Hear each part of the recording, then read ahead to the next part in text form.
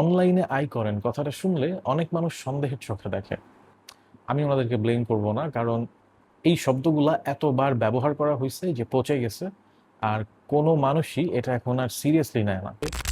মানুষ ভাবে আবার কোন ফেক স্ক্রিনশট, আবার কোন ঘরে বসে লাখ টাকা ইনকামের টাইপ কথাবার্তা, আবার কোন ফেক পিডিএফ সেল করার ধান্দা করতেছে।